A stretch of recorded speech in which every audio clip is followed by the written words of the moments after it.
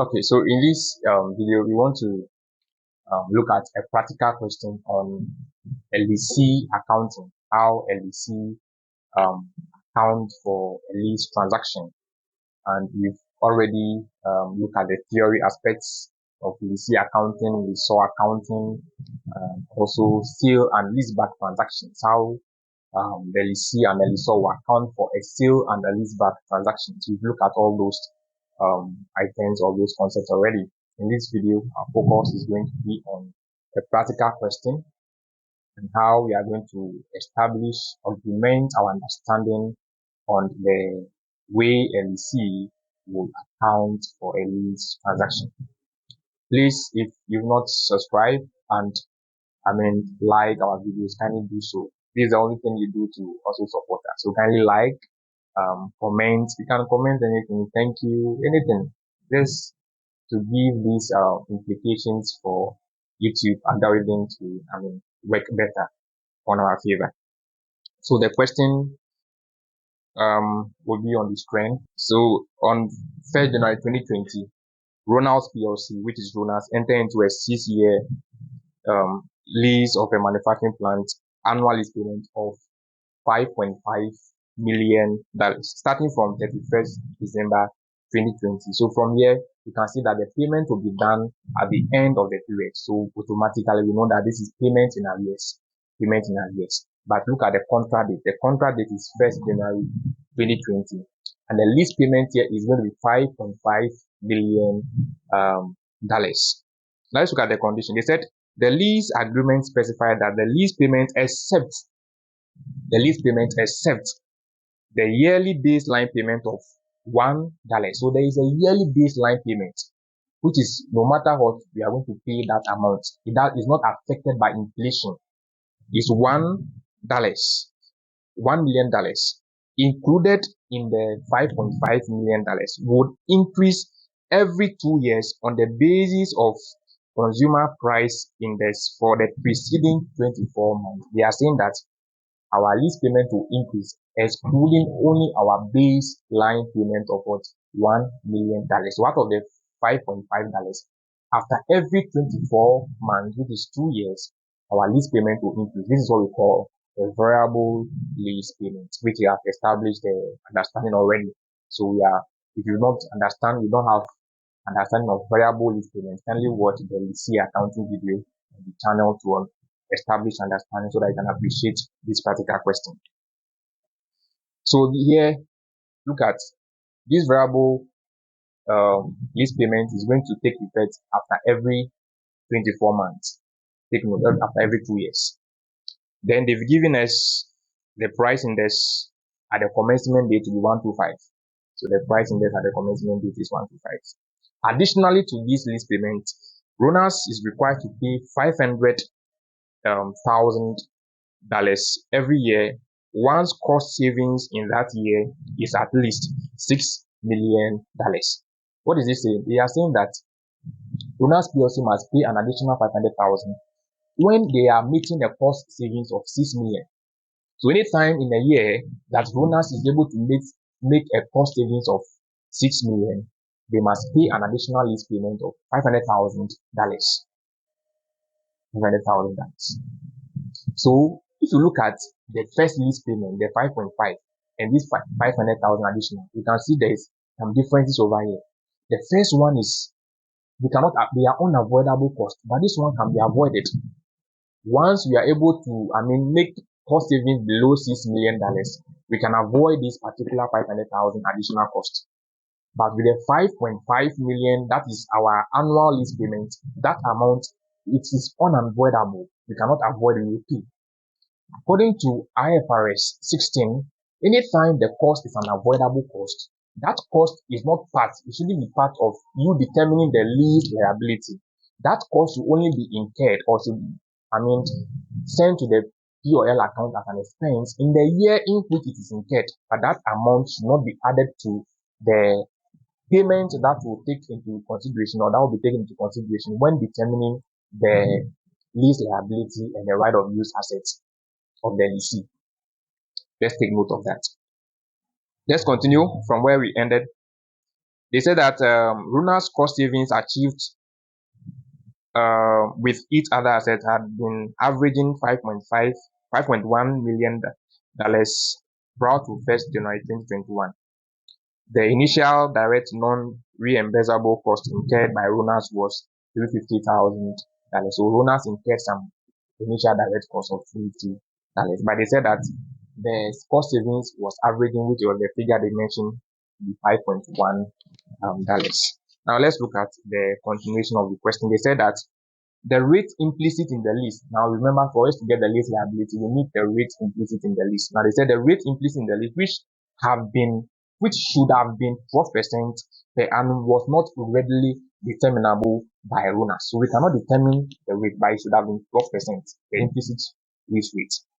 RONAS incremental borrowing rate was 14% per annum. Now look at these two rates. He said that the rate implicit in the lease, which should have been 12%, cannot be determinable by RONAS, but the RONAS incremental borrowing rate is 14%.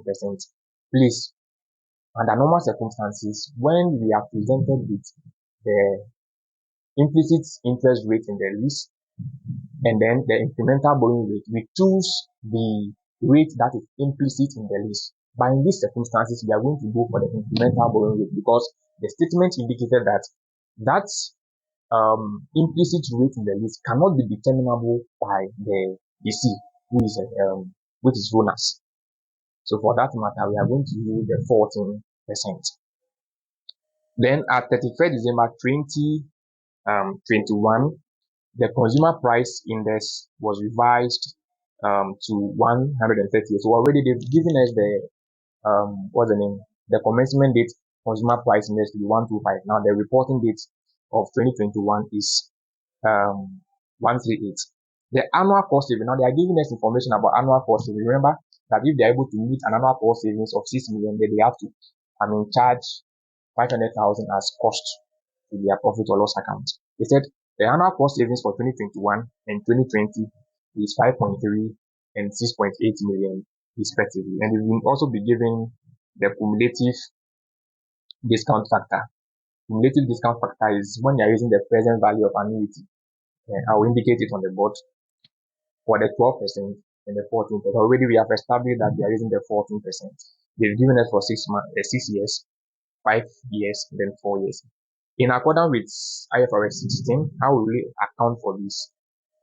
In fact, explain and account for this. So here we need explanation first. And the explanations are all that I was doing in the question. All that I was doing in the question. So the consumer price index, that means that we will first determine our lease liability using the original figures of 5.5, and after the second year we will remeasure our liability based on the variable lease payment.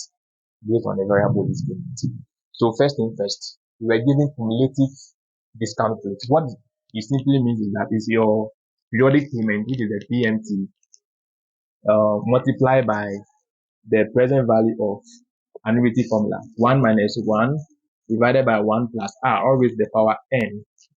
All this divided by your R. So this is what they have used to give us that formula. Instead of us using yearly by yearly, we can also use this to attribute our figures.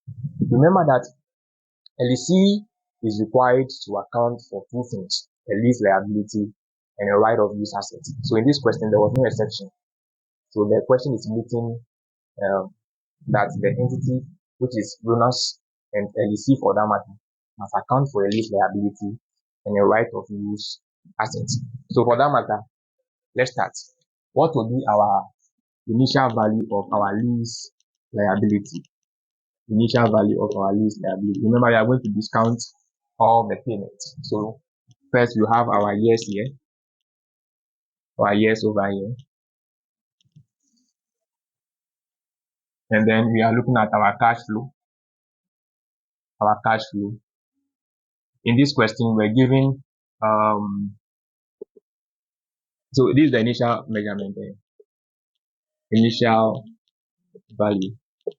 Okay, so in this question, we're given cumulative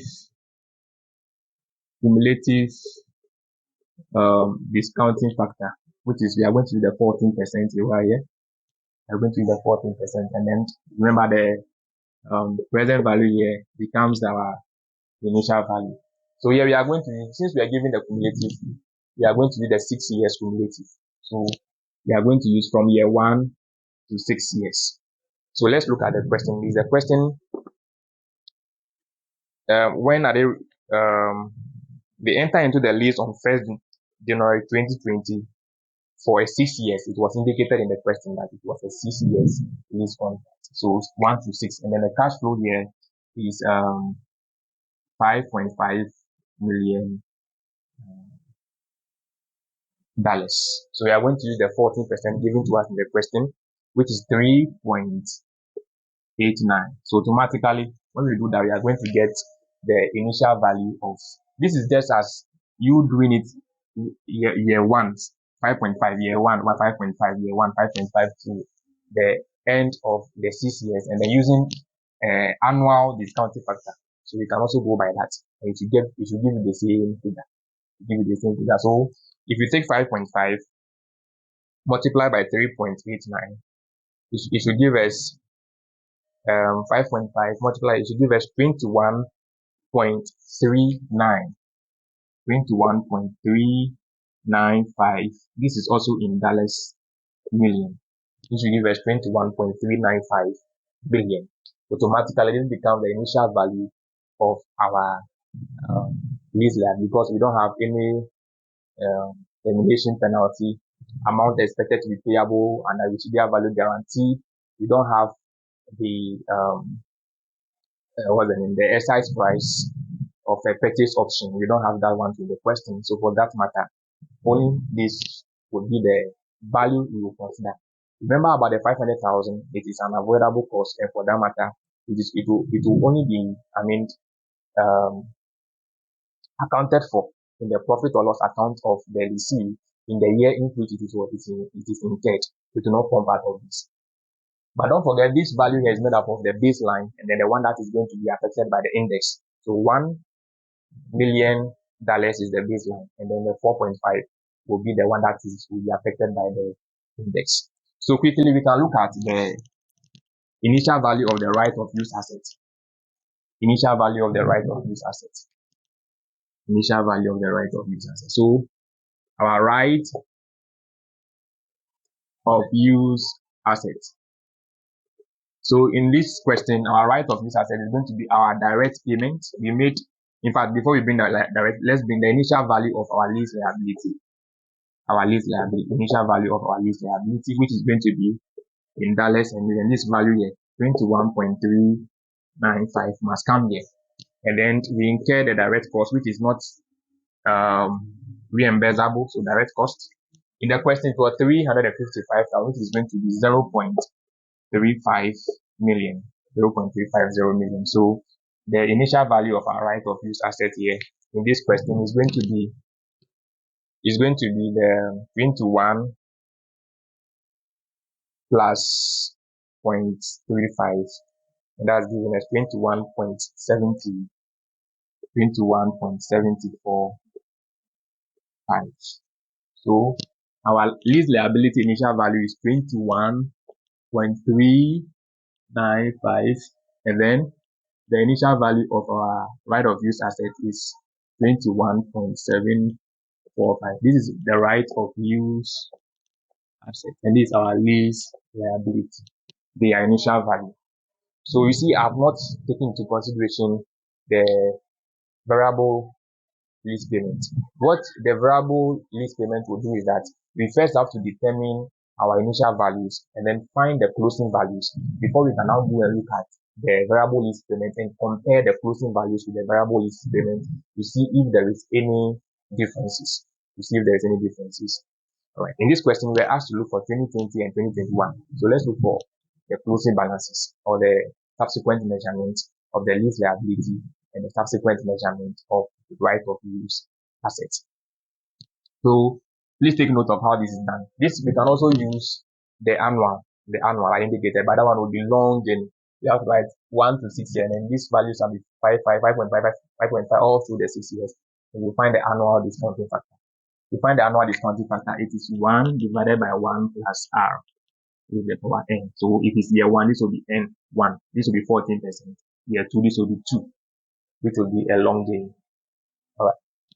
So what will be the subsequent measurement? Subsequent measurement of our lease liability. So here we are having, this is, the payment is in arrears. So we are going to use the amortization schedule that we did under the DC accounting, the arrears one. So we are having the years over here.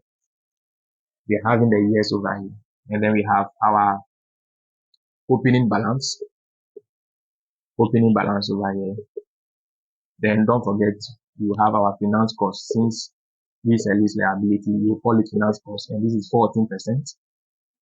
And then you have our payment here, our lease payment, this payment here. And then this will give us our closing balance. So here we are looking at the year 2020 and then 2021. Don't forget, because of splitting the closing balance into current and non-current liability, we have to look for the next 3 years. Okay.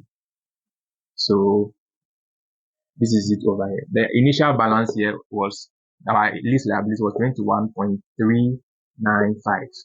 And then our periodic payment is going to be 5.5. All this is, they are all in million. They are all in million dollars. Okay.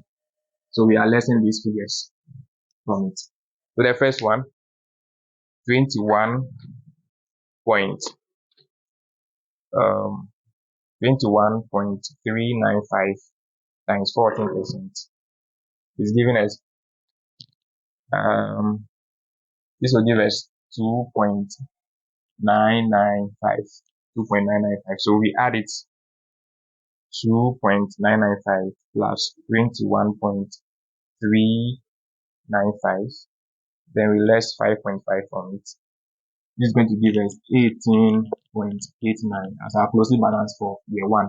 And then closing balance for year 2 is going to be 18.89. So we need to create another column because of the variation. So let's look at addition over here. Because of this one, the variations in the what's the name? The variable lease payment, okay, because of the variations, okay, because at the end of year 2, we need to revalue this liability, the final figure here. But at that time, the index is what is changing. The index is changing at the end of year 2. All right. So this one, we multiply 18.9 times the 14% to give us 2.645. So we add 2.645 plus 18.89, all this minus 5.5, and we are getting 16.035. But this value here is not the closing balance for year 2, because there was a lease liability, a variable lease liability, which is supposed to take effect at the end of every 2 years. So we need to now go and determine our new value of the lease liability. We need to go and determine the new value of our lease liability at the end of year 2. If it were to be year 1, we would have been doing it every year, but this is at the end of every 2 years. So let's look at how they have it. So let me leave small space. And do the calculations here. So let me call it lease variations. So because there is going to be these values here, it becomes irrelevant. We are going to use the first approach, the first table that we use in determining the initial value of the lease liability. That's what we are going to use here. So we are going to have years over here, the years over here. Then you have our cash flow over here. Then don't forget, here we are using cumulative discounting factor over here. And then we cannot get our present value over here. All right. Now remember, they said the base period is the baseline figure is $1. So that is not going to be affected by the variations. So here, the variation is going to be the 4.5. This is in million 4.5.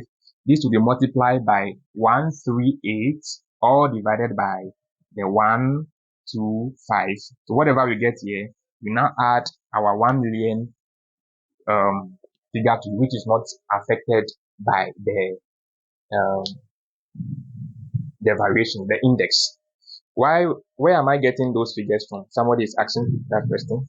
If you look at the question, they said the index at the commencement date is 125, and then index at the end of the year 2, which is 2021, is 138. So if the index at the reporting date divided by the index at the commencement date, that is just what I've done here. So 138 divided by 135, multiplied by the 4.5, because they said the baseline, which is not affected by indexes, is $1. So we take it away when we are done before we add it to it. So this is it, how to determine the variations and how to use the index. Is the reporting date index divided by the commencement date, index. Okay. So if like we should go to year 2023, then it will be the 2023 index divided by the which will be the reporting divided by the baseline or the commencement date was index. But here we are focus is going to be only 2020 and 2021. So from here we are left with 4 years. So we've not even established our years here. So our years here is going to be 1 to 4 because we have already exhausted 2 years. The variation is being done at the end of year 2. So the lease period that is left is only 4 years. So take note. So in the question, we're given a cumulative index of 2.91 as our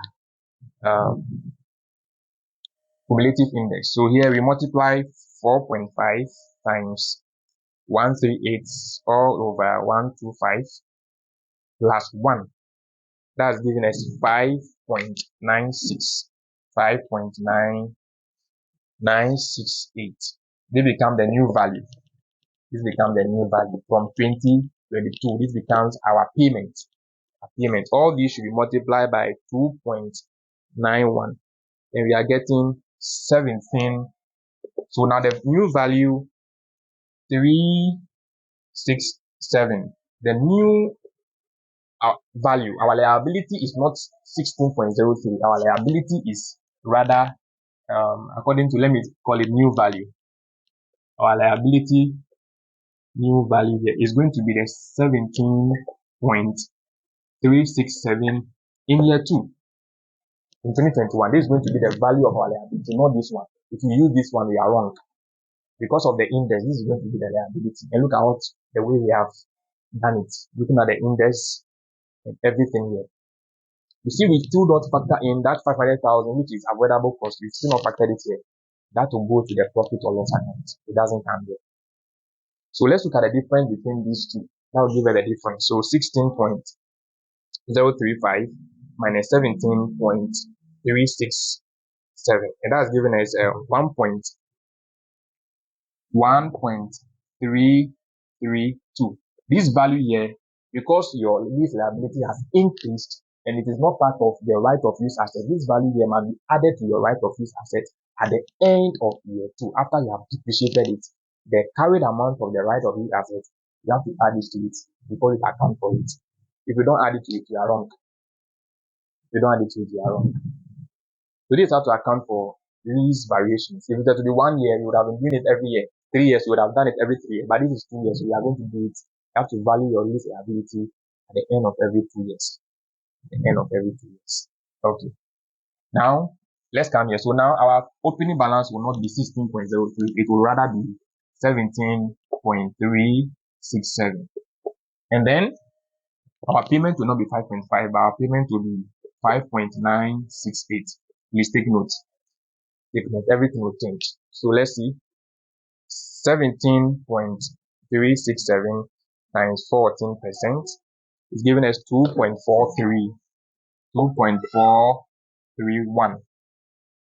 Then we add it 17.367 plus 2.43 5.931 or minus 5.968. That's giving us a closing balance of 13.83. Remember, this is not part of our computation, but we will need it so that we can establish the closing balances of our liabilities, where we can split it into current and then non-current liability. So this is the computation. Now we need our presentation. We need our presentation. Let me do the profit or loss presentation over here. So in RONAS PLC profit or loss, this is an extract because it's not a full account extract. And we are looking at the year 2020 and then 2021. So first thing first, we will need our finance cost. We need to account for our finance cost. So finance cost in year 1 is 2.995 and the 2021 is 2.645. Now we need to account for depreciation. So let's do that workings over here. The right of use asset at the beginning of the period is 21.745. All this divided by 6 because so this will be our annual depreciation. Which is going to give us so 21.745 all divided by 6. This will give us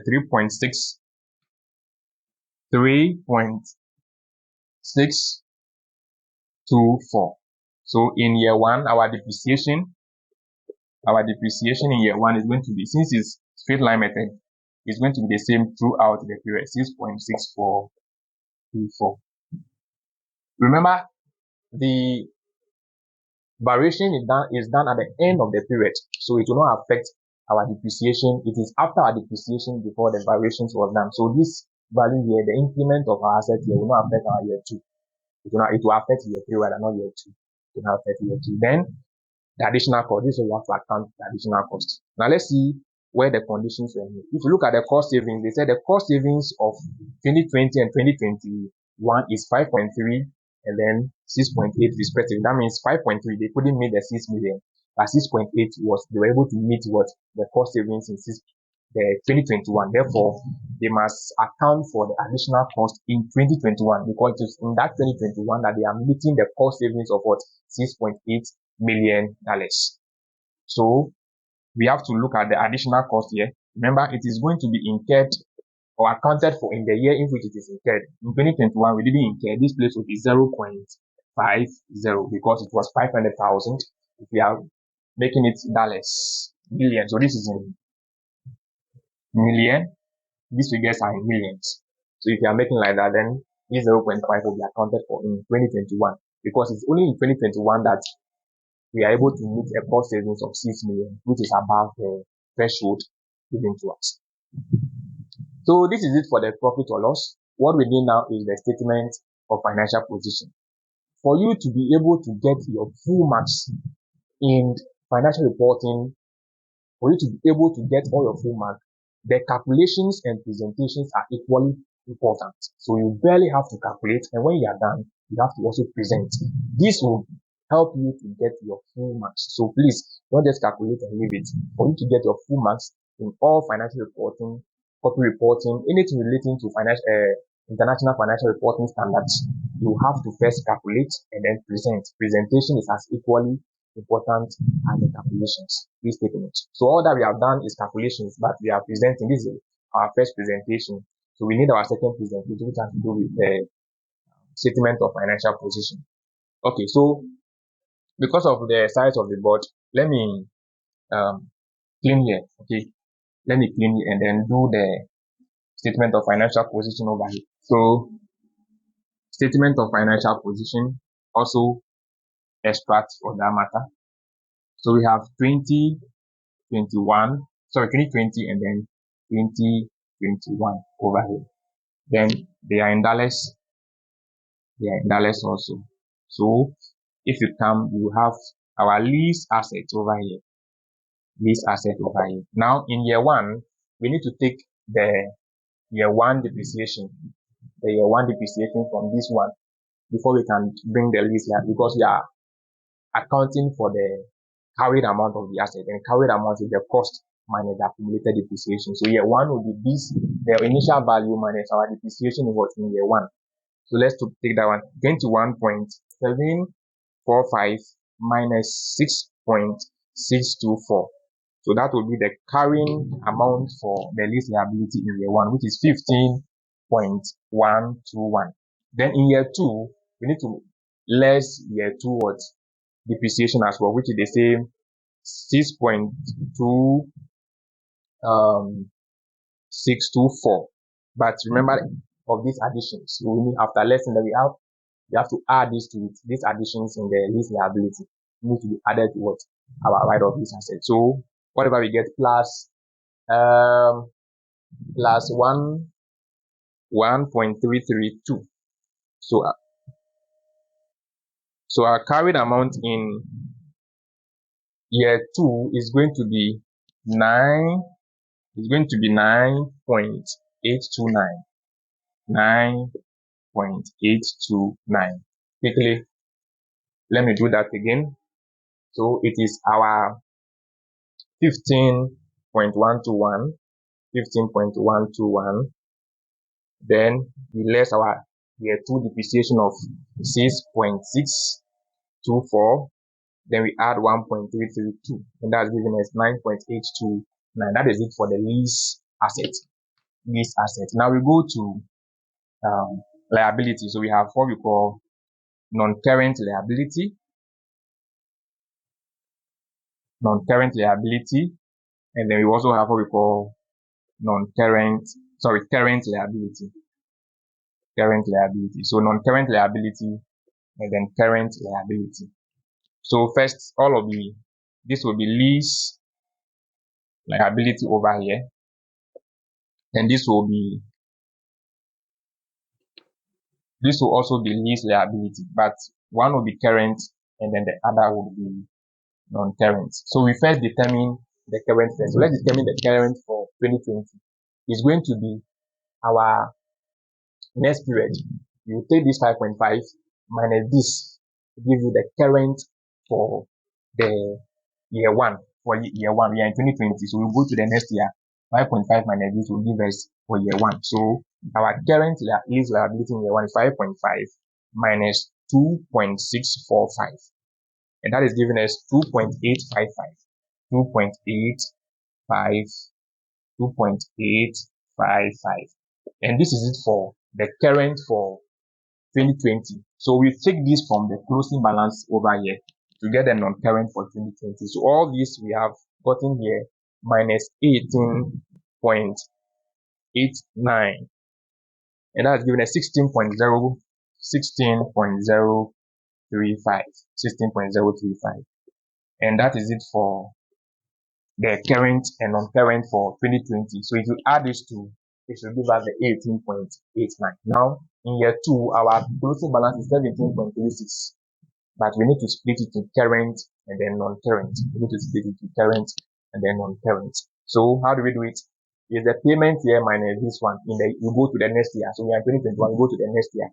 So it is 5.968 minus the finance cost of 2.431. That becomes our current. So our current here is 3.537. So we will take this from the closing balance, which is 17.367, and that is given at the closing balance of 13.83. Ladies and gentlemen, that becomes the end of the question. So you see how we take it approach by approach, explaining every component of the question. The same way, when you get such questions, just take your time, analyze it. Is it a lease accounting or leasehold? How is the payment done? Is it in arrears or in advance? So if the payment was in advance, the only thing that would change is our computation. Instead of using 5 years for the initial value of lease liability, we will use what? 5 years. Instead of 6, we use 5 years. Then if it comes to the right of use as a initial value, the very first payment, which is the 5.5, we didn't include, you add it to the right of use asset. That is when it is the payment is done in advance. Here the payment is what is in arrears. That is why we are using that approach. So please, it's not difficult. When you get the question, it's very happy to take your time and deal with it appropriately. So this is it for EC accounting. EC accounting. So don't forget to take a different question also on resource accounting and also a different question on sale and the lease back. Thank you.